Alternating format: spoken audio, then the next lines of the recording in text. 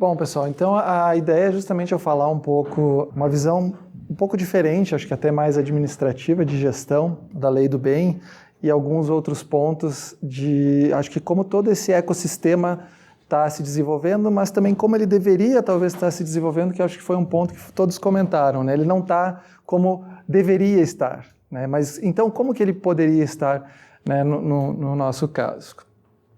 Já foi comentado, já me apresentaram, né? Mas eu sou professor também, né? Trabalho como consultor na empresa Evolute, trabalho como empreendedor, né? E acho que vou trazer um exemplo depois da empresa Trigás, que é um caso bastante claro de inovação. E também sou youtuber, né? Por incrível que pareça, estou aí criando um canal para ajudar as pessoas que entram no meu canal a criarem um conteúdo com qualidade melhor, que é uma coisa que eu prezo bastante. Então eu quero contar um caso específico meu, né? De uma empresa que eu trabalhei durante 6 anos, e durante 5 anos nessa empresa eu trabalhei num centro de pesquisa e desenvolvimento. Eu entrei lá também porque no final eu acabei cursando metade do curso de engenharia, então eu entendi um pouco de alguns termos que eram necessários na hora de eu desenvolver o trabalho que eu fazia lá. E no início o meu trabalho era fazer catálogos. Mas eu acabei abraçando cada vez mais coisas e uma delas foi relacionada à inovação. E eu lembro que nessa empresa especificamente, a inovação, como é que eles viam a inovação? Bom, a gente tem um grande cliente, que é 80% do nosso faturamento. E a gente tem que fazer inovação para esse cliente. E eu não concordava com essa ideia na época. Eu digo, puxa, e se essa empresa tiver um problema, que no caso era a Petrobras, né, e ela não comprar menos e cair a comercialização, o que a gente vai fazer? E eu digo, vamos tentar propor uma coisa diferente, uma gestão de inovação diferente. E por isso que eu comecei a me envolver com esses processos. A gente apresentou para a direção, trouxemos outros diretores, começamos a trazer todo mundo para dentro desse projeto mais organizacional de gestão da inovação, e não só do CPDL, né? Que geralmente muita gente fala, puxa, eu preciso inovar lá na minha engenharia. Às vezes não é um projeto de engenharia, é um projeto da empresa toda. Né? E era isso que a gente queria fazer acontecer. E como eu acabei me envolvendo nisso, um belo dia chegou para mim um relatório para mim preencher. Tu tem que preencher isso aqui. Tá, mas o que é isso aqui? São perguntas de quanto a gente está gastando em inovação, que produtos a gente está investindo, está lançando, né? Para que serve isso aqui? Perguntei para o meu gestor. Ele disse, quem mandou foi o pessoal da contabilidade. Então vou lá ver com o pessoal da contabilidade o que é isso aqui. Eu recebi isso aqui. Não, isso aí a gente recebeu do jurídico. Ok, então vou lá eu no jurídico para ver o que o jurídico é com aquilo ali, né? Não, isso aí veio uma empresa aqui, disse que se a gente preencher isso aí e tal, eles vão conseguir o ICMS que a gente gastou em pesquisa, desenvolvimento e inovação. Nossa, que legal, mas como é que funciona esse contrato? A gente fica com 50% do que eles trouxerem de volta e eles ficam com 50%. Interessante, vou dar uma olhada. Voltei lá para a minha sala, telefone do computador, deixa eu entender que lei é essa. Que na inovação do estado do Rio Grande do Sul, que é basicamente muito similar a tudo que já foi explicado aqui. E aí eu voltei lá no jurídico, eu entendi, eu descobri essa lei aqui que eles mandaram para nós. Inclusive esse formulário que eles mandaram aqui com o logo deles, é esse aqui que tem no site, é igual, eles só copiaram e colaram aqui e mudaram o logotipo deles. Né? Por que a gente não faz nós? E a gente fica com 100%? Mas a gente já assinou o contrato. Tá. Legal, mas tem como cancelar, né, na minha esperança de que ia ter uma saída? Não tem o que fazer. Ok, não ia ter o que discutir, né? Virei as costas e saí dali. Então essa foi uma das experiências que eu tive e que me trouxeram algumas lições. Né? Eu acho que algumas das lições são, todas as empresas estão preocupadas com resultados e mesmo os funcionários dentro das empresas estão preocupados em trazer resultado. Só que essas pessoas, que é o segundo ponto, muitas vezes não têm todo o conhecimento, porque é difícil todo mundo ter todo o conhecimento sobre tudo. Eu aqui já aprendi um monte com o professor Luiz e o professor Dirceu. Né? A gente não tem todo o conhecimento à nossa disposição, a gente precisa estar interagindo. Mas justamente porque a gente não estava dentro da organização, conversando com outras áreas, é que a gente não descobriu que a gente tinha um problema de conhecimento que nos levou a assinar um contrato que não era interessante para nós. E aí, dito isso, né, mesmo que as pessoas tivessem o conhecimento, gera-se um outro problema, que é o processo. Né? Não adianta o Centro de Pesquisa e Desenvolvimento, que era o que a gente tinha lá, saber inovar, saber conversar com uma ou outra área, se tudo não estiver alinhado. Né? Por quê? Porque foi comentado, eu preciso ter as minhas contas contábeis bem alinhadas lá na hora de definir o que eu estou gastando com inovação. Então eu preciso de um processo que envolva contabilidade, Eu tenho que ter um processo que envolva o jurídico. Aí eu posso botar horas de pessoas, né, nesses projetos. Então eu tenho que estar alinhado com o RH. E se eu usar uma máquina lá da minha produção, as horas daquela máquina, o material daquela máquina, as horas do operador daquela máquina, tem que entrar nessa conta contábil. Então a produção tem que estar envolvida também. Então eu tenho que envolver todo mundo dentro da empresa. Certo? Então, isso foi algumas lições desse meu caso que eu aprendi. E eu não combinei com o professor Luiz, mas esses são os mesmos dados de 2014, que ele já falou com muita propriedade, mas que me fez pensar, puxa, se eu trouxe os dados de 2014 e ele trouxe os dados de 2014, tem alguma coisa errada. Por que a gente não conseguiu dados mais atuais? Porque não é interessante divulgar os dados mais atuais, porque eles devem ser ruins, como esse, para essas leis. Porque não tem ninguém procurando isso aqui. Certo? Porque todo mundo já comentou. A lei acaba não sendo interessante. 2015 não saiu ainda porque eles ainda não avaliaram 2015. Aí é que tá, vem meio atrasado, né? Mas vai sair o de 2015. E por incrível que pareça, quem trouxe isso aqui também foi o Dirceu, né? Ele trouxe o mesmo caso dos 100 mil, que a gente recupera 20,4%. A gente também não combinou, mas está aqui um exemplo para mostrar que existe sim benefícios se a empresa conseguir se beneficiar disso aqui. E inclusive agora está surgindo um outro incentivo que é o Rota 2030, que é para toda a cadeia automotiva, que também, e inclusive um dos benefícios interessantes dela é as autopeças, ou seja, não é só mais para o fabricante de veículo, é para quem fabrica autopeças também. Mas óbvio que gera problemas que lucro real de novo. Caímos na mesma vala comum, né? No mesmo problema. Tem um monte de benefício, eu consigo recuperar até 45% do imposto de renda e da contribuição social, mas se eu tiver dentro do lucro real. E montador de autopeça, não sei, mas acredito que a maioria está médio, né? Não está no lucro real também, então, de novo, não resolve o nosso problema. E aí eu trouxe até um exemplo. Para quem conseguir fazer isso aqui e se beneficiar, eu consigo até 65,4% de retorno com a lei do bem mais o Rota 2030. Ou seja, eu recupero quase tudo que eu investi em inovação, que eu vou poder investir em mais inovação. Mas, obviamente, resguardadas as limitações que existem dentro da própria lei. E agora eu quero pintar um quadro que eu acho que seria o ideal, para depois mostrar como a gente pode trabalhar a partir daí. Tá? E eu acho que esse quadro de como poderia ser traz muito essa questão, né? O governo está estabelecendo leis que no final não são úteis. Por quê? Porque a gente não tem uma visão do todo. O que seria essa visão do todo? Uma interação muito maior, acho que vocês talvez já tenham ouvido falar da hélice tríplice, justamente entre esses três principais agentes, que são agentes de inovação, que é o governo, as universidades e as empresas. O governo tem o papel, sim, de criar leis que vão incentivar a inovação e muitas vezes tem também o papel de colocar dinheiro para grandes projetos de inovação. A universidade detém o conhecimento, a gente precisa que eles trabalhem junto do governo para conseguir muitas vezes os recursos e da empresa para fazer aquela pesquisa básica se transformar em inovação tecnológica. A universidade não é uma empresa que está com o objetivo aqui de gerar produto para vender no mercado.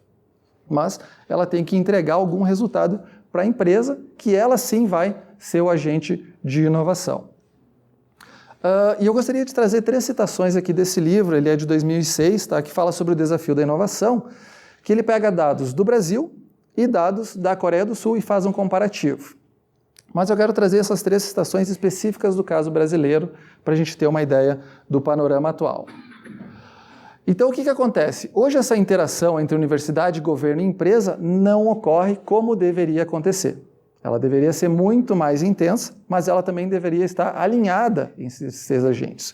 O governo está tentando fazer a sua parte? Está tentando. Mas sai o quê? Sai essas leis que ninguém consegue usar, ou se consegue usar muito pouco, ou, enfim, ninguém quer usar por causa de medo da fiscalização ou de outros problemas. A gente tem, sim, cada vez dentro das universidades, mais pesquisa, mais artigos científicos em papers periódicos internacionais. Só que o problema é que isso não vira uma patente, né? Então, pode ser, talvez, uma melhoria de processo, mas não gera um produto. E se não gerar, foi a fala no começo, não se gera riqueza. E a gente precisa gerar, não só financeira, mas também financeira. Eu tenho que ganhar dinheiro, eu tenho que fazer o dinheiro girar, eu tenho que exportar esses meus produtos únicos fabricados no Brasil com proteção por patentes também. Então isso não acontece, ou acontece muito pouco atualmente.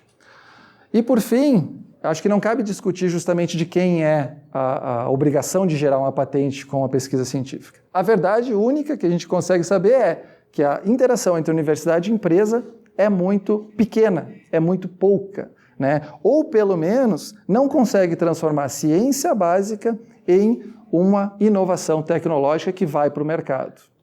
E eu acho que isso é um pouco a discussão que a gente quer levantar e talvez o papel que nós vamos ter também dentro da sociedade. Como é que a gente faz isso se tornar uma realidade a partir de agora?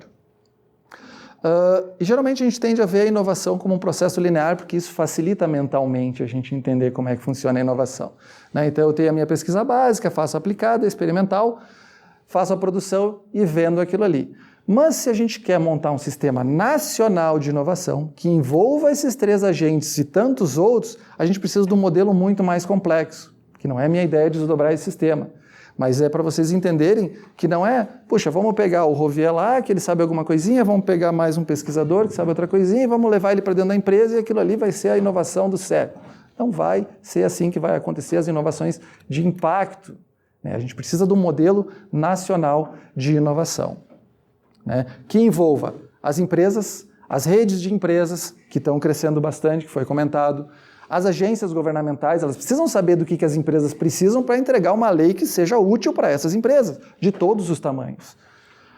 Laboratórios, universidades, institutos de pesquisas, os cientistas que estão dentro das universidades, os engenheiros que estão dentro das empresas, para que assim, juntando todos esses agentes, criando um sistema nacional de inovação, a gente consiga gerar, implementar e aí sim disseminar essas inovações no mercado e gerar a riqueza, que é o que a gente tanto quer.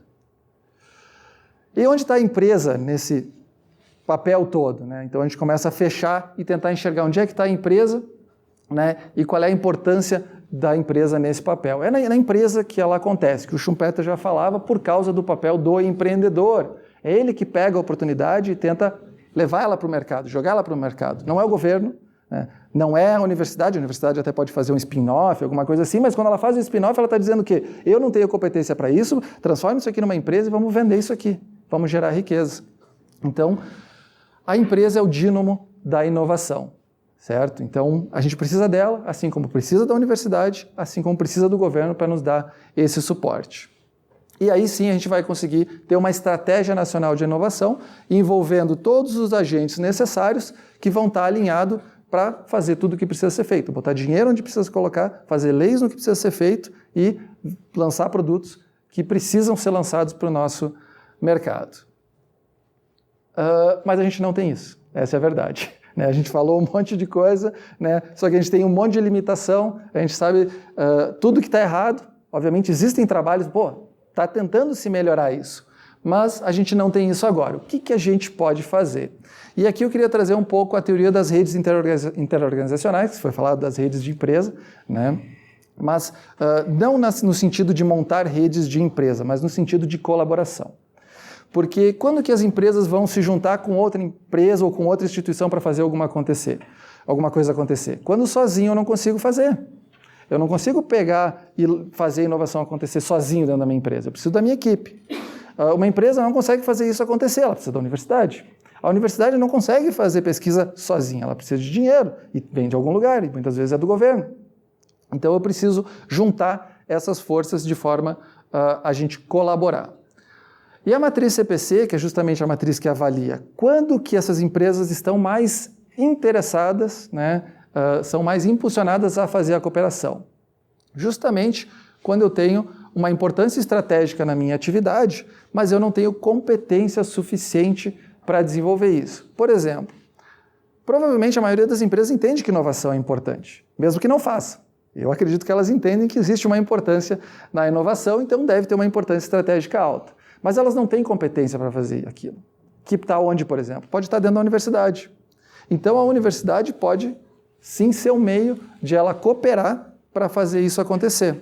E do ponto de vista da universidade, eu tenho competência alta em inovação, em criar, talvez não a inovação, mas na pesquisa básica, uma pesquisa aplicada. Mas eu não consigo gerar riqueza através disso. Então eu preciso de quem? Preciso da empresa, certo? Então eu vou cooperar para justamente gerar essa riqueza. Então a gente pode tentar avaliar quando que é interessante cooperar do ponto de vista de todos os agentes que estão envolvidos no processo. E aí na teoria das redes, né, das redes interorganizacionais, existem alguns pontos que geralmente se traçam como fundamentais. E o primeiro deles é objetivos comuns. Não adianta, tá, como empresa, eu chegar e dizer o meu objetivo é ter lucro, é ganhar dinheiro. Tá? E o outro agente, por exemplo, a universidade, o meu objetivo é fazer paper, publicar em periódico internacional. São objetivos completamente divergentes. Isso não vai funcionar.